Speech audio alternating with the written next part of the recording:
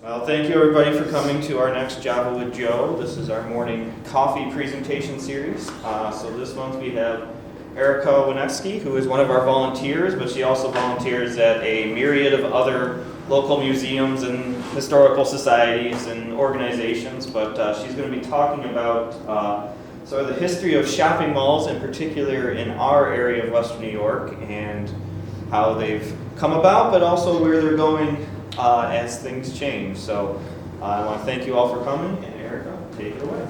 Hi, thank you for coming. I really am excited about doing this talk. This is one of my latest topics. And I have a PowerPoint which is the narrative about malls in general.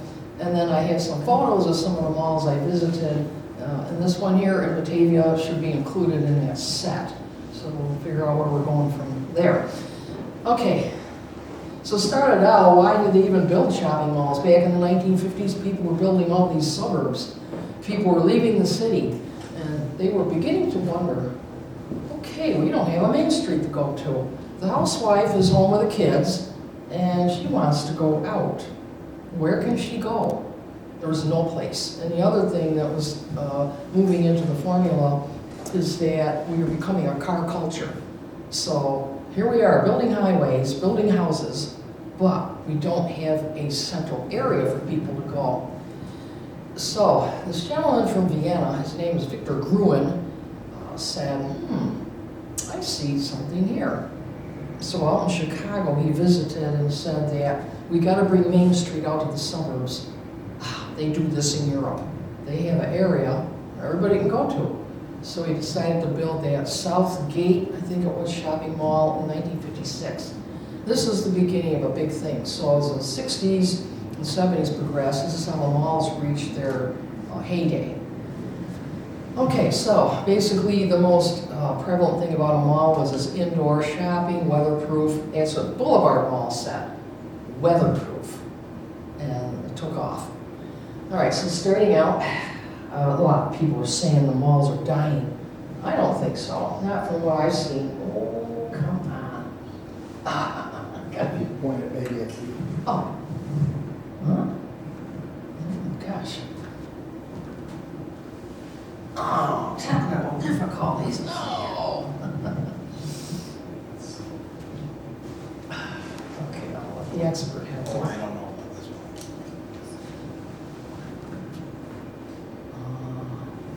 Oh, maybe it's. Okay, well, I'm going to just talk, because this is what you're here for, is the first indoor shopping mall in this area was Midtown in Rochester. How many have been there? Okay, I remember 1962. We went there, and it had, oh gosh, it had a number of stores. I don't, some square feet, I don't know anything about numbers, but they had McCurdy's. That's one of the anchor stores.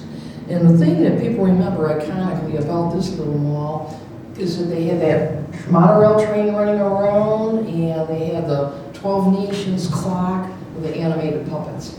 I believe that the monorail train is now at the Transportation Museum in Henrietta. So we have a bit of that left in our, okay. So anyways, that's where we got the first one in this area. All right, so this is our Mr. Gruen, native Vienna, and people need to go somewhere. Okay, you talk about a third space, right? It's not work, it's not home, but you want that space to go to where you can mingle with other people and do something fun. So that was a need, and this is what they fulfilled. Okay, Southdale Center and Edina, Minnesota.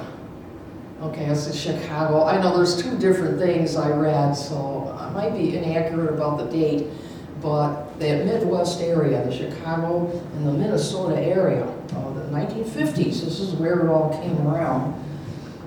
But now, there were a need to just go and quote, hang out.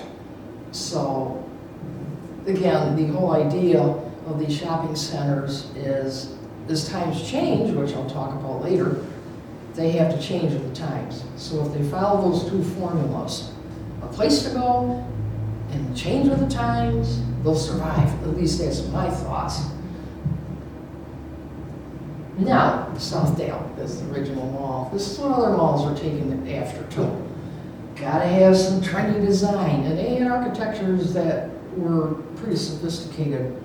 But later on in the 70s, they got a little bit concrete, big box, sort of feudalistic style out of economy. Remember the recession, okay? But anyways, it started out with some really cool designs. They have to have food. Beginning, no food court, but they'd always have like a restaurant you could go to that was there, or a snack station.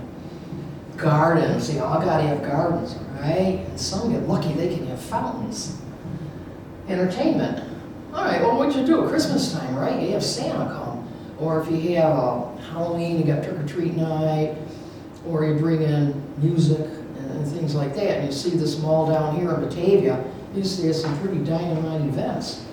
It's really cool. Events, like I said, Santa and kiddie rides, the little, like the merry-go-rounds, they started introducing those. It's kind of like, oh, they had park kind of atmosphere. You're bringing that in too, because people hang out at parks, right? Lockers. Oh, that's a great idea. If you're there shopping, you park in one spot, and then you go in, you're not going to run back to your car, right? So you got all these bags of stuff, right? You got a locker. Now some nowadays, I don't see much of that, but that was a good idea in the beginning. You should have kept it. So how did it happen? People were leaving the cities, moving to the suburbs. Oh, they had money, right? The 1950s. Oh, that was a boom, right? Jobs, economy was booming, so people were going to buy. Products were available. They were manufacturing, right? All the factories were going up, and people were putting out all these products. And in the 50s, things were modern, okay? Modern meant progress, change, change, change. And that's what kept new products coming out. Chain stores, again, you had companies that were expanding, so Sears and M&A's, Montgomery Ward's, they were putting stores everywhere. And of course, the credit card. Wow, you don't have to have the money in the pocket. You can go in there and charge it. And that was a big thing, right? So that was the economy that was moving, and cultures were changing to introduce this phenomenon here. 62 Midtown, okay, Thruway Plaza. Now, that was a plaza that was huge, and they had traffic jams on the day that they opened in the 1950s. They had to have direct traffic because there was just so many people going to this. Now, again, plazas were kind of a new phenomenon, and people were going shopping at these plazas because there were no malls in Buffalo. So they went to Thruway Plaza. I remember as a kid going there, and they had famous people come, they had entertainment, and it just kept going. Eventually in 1975, they covered it up and made it into a mall. And then I'll tell you what happened after that. Downtown Buffalo, they had a mall downtown. It was City Center, Main Street, Main Place, something like that. That was doing pretty good, but in Buffalo, as you know, they brought in the transit, downtown moved out, and that kind of suffered from that dynamic. Eastern Hills, 1972, that was huge. And that, the first, oh yeah. What did I do? I made a mistake. Boulevard, they beat Eastern Hills. Boulevard Mall, it was small. They had like about 8 stores, but I remember when that went up, and they said, weatherproof shopping. Okay, so that was a big event, and of course their famous radio station. The media helped broadcast, get people to go there. Okay, so Eastern Hills, 72, and again, that was the boom now. There, everybody was building them. Okay. Midtown, we know about that. They had the train, they had the clock, they had the animated figures. The problem is, as things changed again, you had urban flight. So since it was in Rochester, people were not going there. And you figure in the city, parking was getting to become limited. So those dynamics sort of made that go away. But the thing is, they utilized the building for a business park, so at least they didn't tear it down and leave it vacant. Quite. I can't spell. But anyways, we all know where this is. It was doing well. It was in a good location, right on Route 104. But the same developers, they put them all over there in Victor, and then they had the one in Henrietta, right? Guess what? Their clientele was going out there. But the other thing too is they were losing their customers, but some of the stores are moving out. And then they said it was becoming abandoned, and people would go in there, according to the article in the local paper, that all you see is people playing chess and playing cards and walking. And people wanted to go there to the shop, so they were losing their main clientele. So what happened is they had a decision to close it, but what's good is they didn't tear the building down. They have a business park there now. I'm not sure where the carousel went though. I don't know who got that, but that's kind of an iconic thing because they used to call it Carousel Mall, and they were trying to have events and draw people in other ways, but it just didn't work out. Galleria, okay, that's the big beat 'em off of Buffalo. They built it in the 80s, and of course it's not doing well now, but the thing is, it's doing so well that the other malls in Hamburg and West Seneca and even Eastern Hills were starting to suffer loss of customers. So the location of Galleria is ideal. It's right off the expressway. They got 3 floors, they got how many theaters, and they have special 4D and IMAX, and they just have the latest and the greatest flashing bells and whistles, right? So it's good in a way, but yet the other places are starting to have issues. So the other places have got to figure out what to do. Batavia, okay, we all know urban renewal was taking place, and they wanted to go with a trend. They have shopping malls, and they did that. And of course, you don't remember how at one time it was full of stores and events and very, very busy. But then, of course, other factors are moving in.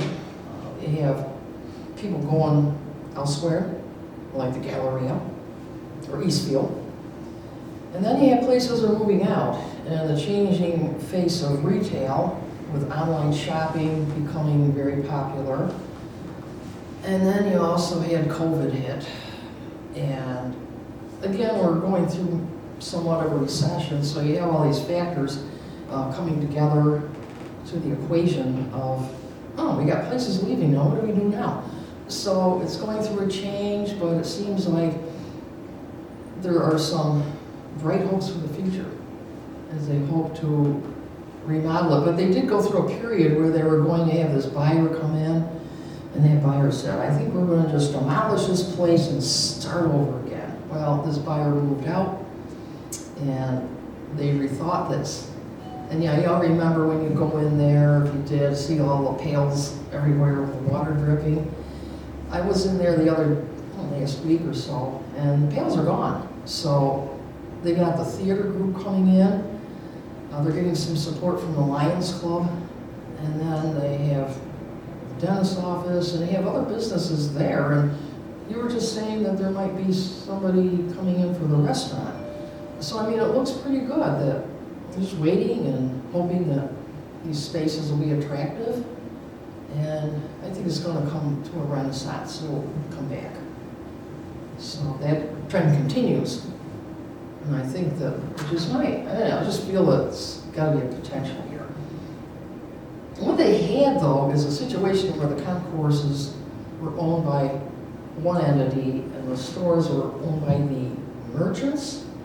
And sometimes they would have their own hours, and people would go in and they wouldn't know what time, these places, they're not all open today. Okay, so, that was one thing that the Batavia News had an article in. And I know they tried to bring in a kidney dialysis center. And they did, they brought that in there. And they were saying that people would have to go far away, but if they can come here, they put the center right there, and they had good luck with that. But then, of course, they built it out down that end there, and they moved it out, but that was kind of a cool idea, I thought, when I read about that. So, they had some ups and downs throughout the years. But they're trying to, come up with a new design for the entrances, because when you have a building, you kind of want to have something like, oh, that's where you go in, and boy, that's a nice, look. Okay, presentation, right? So they do have a design, but again, they have to kind of work it out as to what it's going to be. But they do have this in mind.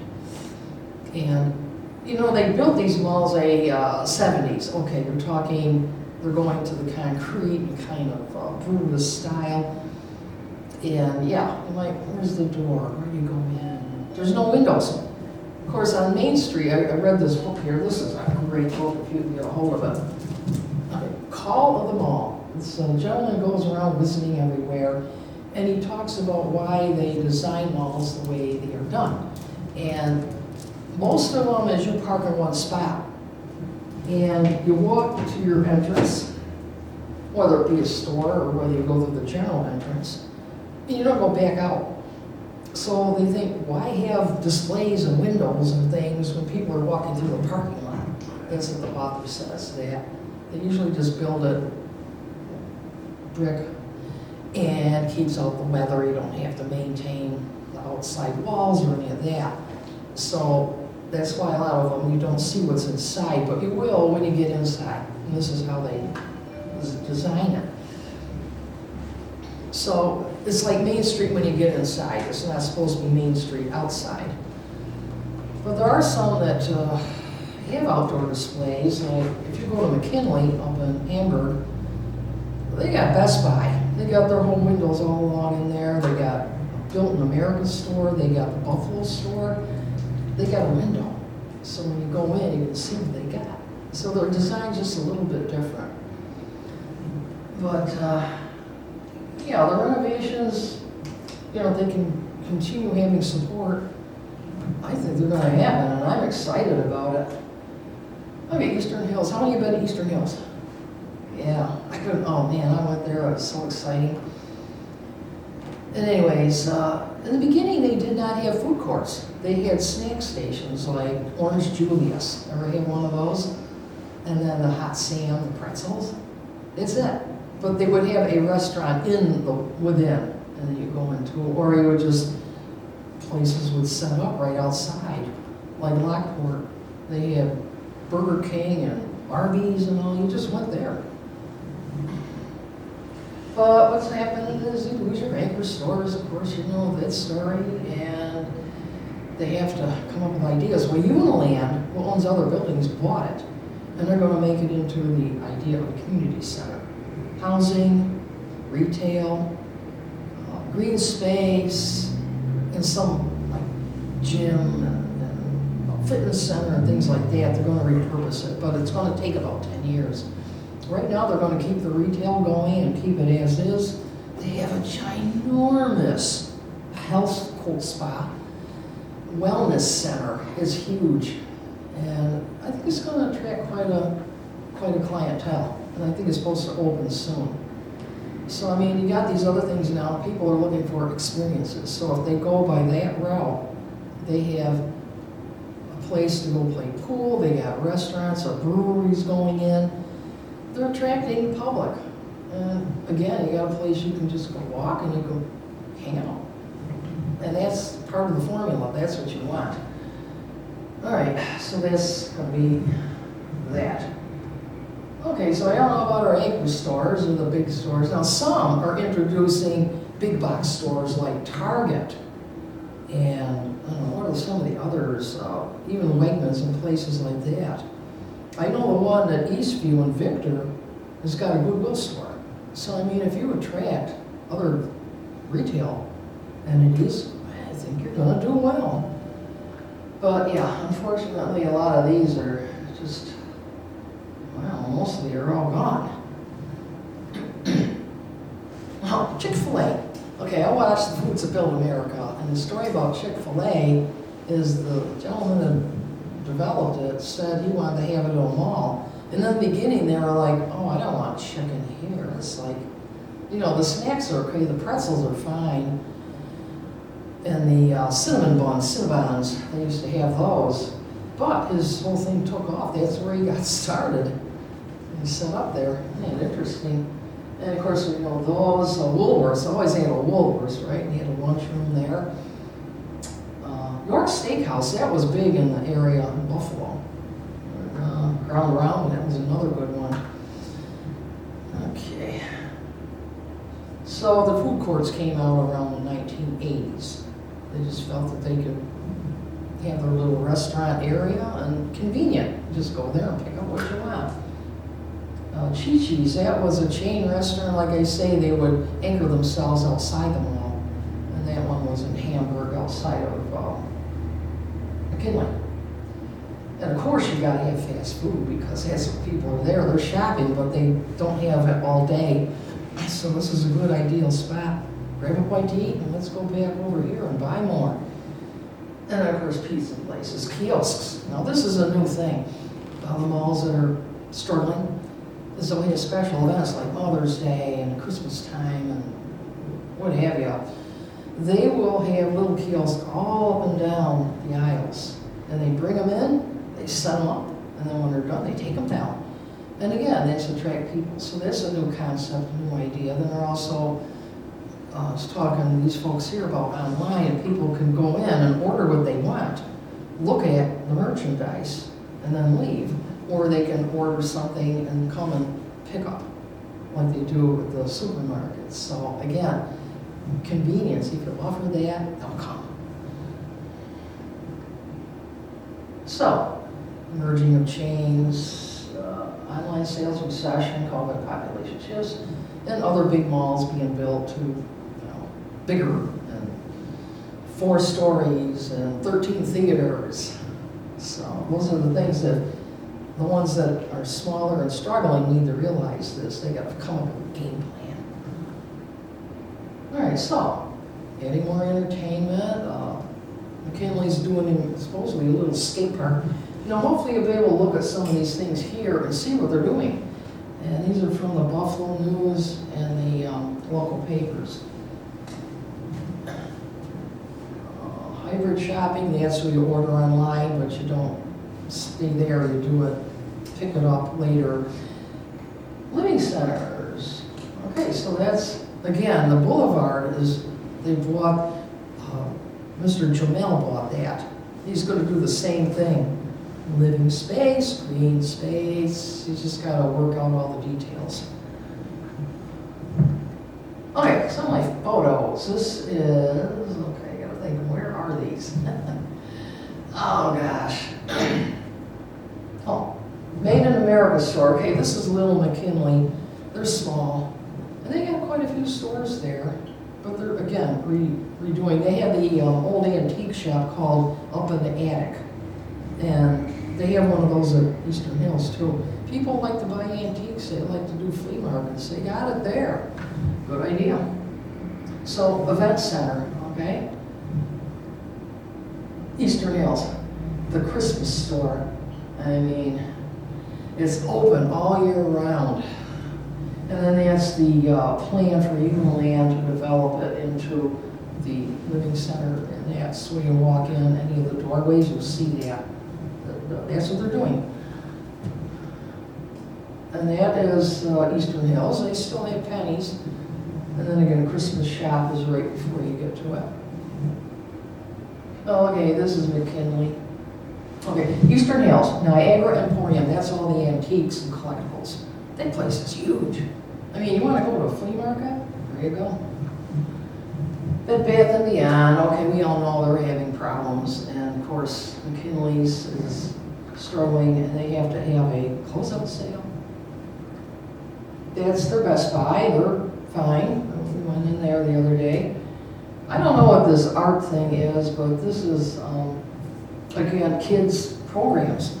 When I went into Eastern Hills, they had like a bounce house and balloons and all kinds of kids' activities. So again, they're going along with the times, trying to attract families. Time for metamorphosis, again, that's the idea that we're changing. say,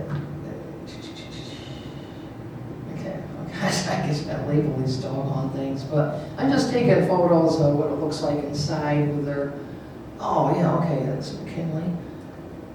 Directory, the Buffalo store. How many have been in there?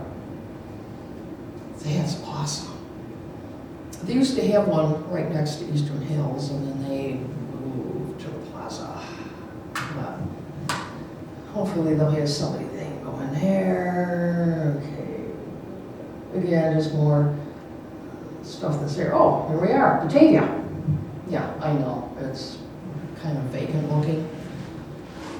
But again, hopefully they'll dress it up a bit. There's a Veterans Memorial. Yeah, the go on Peggy store.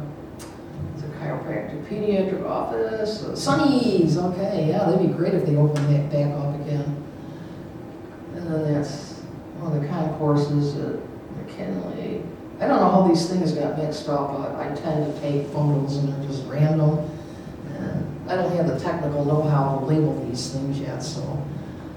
But you can see there's activity going on. Ah, fountains.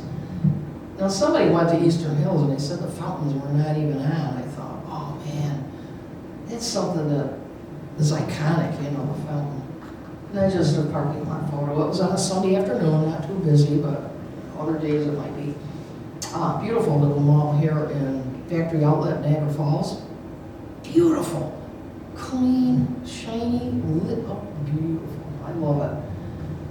I mean, it makes you want to go there and wander around. They got some of the stores, and there's Eastern Hills. Okay, it looks like that's the end of that. So,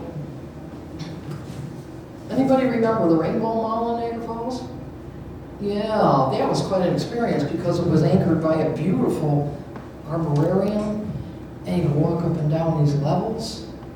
And what was really cool is they had the elevator that was on the outside, and you go into the main area where all the stores were, and you go up to floors. It fell apart because, well, you know, that whole area was kind of having issues. But what happened is NCCC took over culinary school. So, again, repurposing the building, which is nice. Okay, so Lockport got torn down, Walmart went in, Senegal Mall got torn down, Kmart went in. Yeah, Chickawaga Coma Mall, that was not too huge, but that is now a business park. So it's okay to see it go into something else, but to see them torn down is like very hard, because if you have memories there and you go by there and say, that used to be there, it's not a good feeling. But anyways, any questions? Any experiences?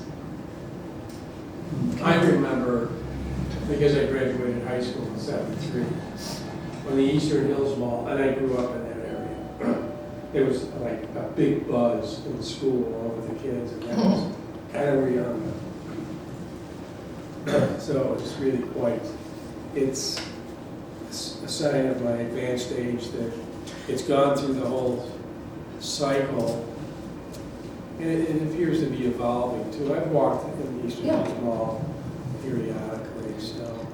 Yeah, evolving. See, that's the thing about it, is you want places for people to go.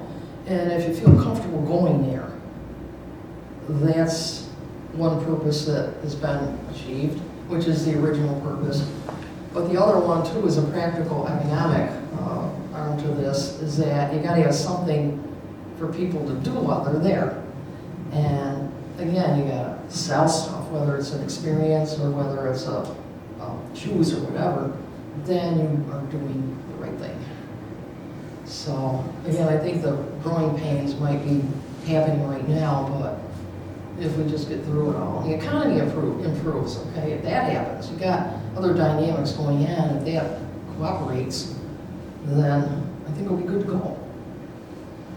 So, And you probably can't answer this, but maybe somebody, I'm not originally from Batavia, I'm a resident now. As far as the Batavia Mall, the people own their individual spaces. right. And are they asking exorbitant prices, even though the mall is like virtually dead. I mean, what's the holdup? Yeah. Like buying these people out if the price is right, and then repurposing Yep. that. Economics is a huge factor, and again, I don't know a ton of stuff about economics, but you're talking about prices, you're talking about taxes, you're talking about all these factors, and if they kind of, it'd be nice if they could come together and be to somebody's advantage so we can move ahead, that'd be great. I think what happened one time, they had somebody was gonna buy it, and 99% of the tenants wanted it, and Mhm. one held up the whole deal. Because he had a spot there.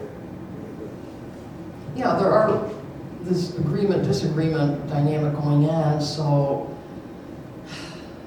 yeah, there's just so many factors coming into play that you gotta kind of iron everything out, and it can be complicated. So, yeah, we'll see what happens economically, because that is a big, huge factor right now. But I said they had this one company that was gonna buy it. They just couldn't come to an agreement, so they pulled out, but this company was the one that wanted to tear it down completely and just start right from the pavement. So maybe, it's a good thing that it moved out, and now we can maybe do something else. So, again, that's a question that we all have, and the historian's office has got a ton of articles from the Batavia Daily News that just takes you right through all the years that we've had these negotiations here. And again, you gotta have population in the area, so if people move out, like you say, flight will create issues, because you gotta have people to support the place, right, to go there. So, we'll see what happens, but I got an interesting story of two malls. I made this up, I do illustrations. And Greece, in Rochester area, I don't know if I can show this or that, but Greece had two malls at one time. One was built in 1962, or 67 I think it was, and then another one built a few years later. They sat next to each other. And I got it saying, once upon a time in Greece built her first suburban shopping mall in 1967. It was called Greecetown Mall. And it did so well that the town wanted to build another one close by and named it Long Ridge. So you got the two together, and this is how they used to look. And one says, we're next to each other, we're neighbors. I hear you have the electric ball circus and the echo fountain. Anybody ever see those things? Those balls that were going around and buzzing noises, dinging, danging, and it was like stimulating. So they had that kind of pop culture thing going. Yeah, you got Sibley's and a glycerin fountain and contemplation stations. Again, the 70s, right? You're into this hippie thing. Oh, gotta meditate. So they each had their own features. You sound so cool. Oh, you seem so sophisticated and classy with Sibley's. Ah, we go well together. I'm glad you're next door. We're in for a great future, don't you think? Yeah, we're a perfect pair. Happily ever after. And in 1994, they built the inside hallway between the two of them. They put a food court and a carousel. And you know the rest of the story. All right, why don't you come up if you want to look at some of the displays. Got quite a few things up here, so